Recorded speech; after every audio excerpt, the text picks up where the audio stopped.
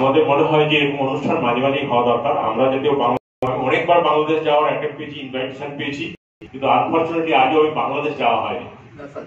আমি লাস্টবারে খুব মিস করেছি। অনেকবার আমাকে আমন্ত্রণ জানিয়েছে, কিন্তু প্রত্যেকবারে কোনো না কোনো কারণে যাওয়া হয়নি। কিন্তু এবার নিশ্চিতভাবে আমি বাংলাদেশ যাবো। একেবারে determined I go to Bangladesh. যখনই ফার্স্ট অপরচুনিটি পাবো এবার নিশ্চয়ই যাবো। এখন কাজের মধ্যে এত ঝামেলা নেই। তো বাংলাদেশে এমনি মাটি অনেকবার ছুঁয়েছি, কারণ আমি মুর্শিদাবাদে এসপি ছিলাম। সে সময় স্পিড বোটে করে পেরিয়ে ওদিকে গেছি, মিটিং করেছি বড় এলাকাতে। বাংলাদেশ এবং বিডিআর এর সঙ্গে বসে মিটিং করেছি। বাংলাদেশের মাটি ছুঁয়েছি। আবার যখন এসডিপিও ছিলাম অনেক আগে, বসিরহাটে ওদিকে সাতক্ষীরা ছিল, আমার মনে আছে, সেখানেও একবার ফায়ারিং হয়ে গন্ডগোল হলো। আমি বাংলাদেশে গিয়ে ওখান থেকে মিটিং ফিটিং করে ফেরত এসেছিলাম।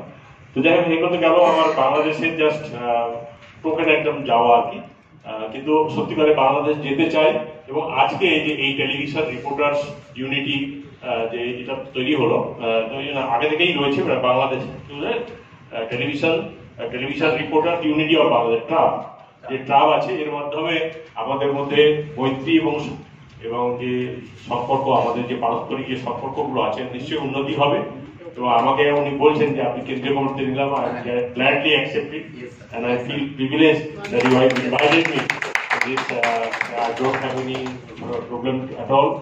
আমি খুশি হব, তারপরে আপনাদের সঙ্গে আরো মৈত্রী বাড়বে।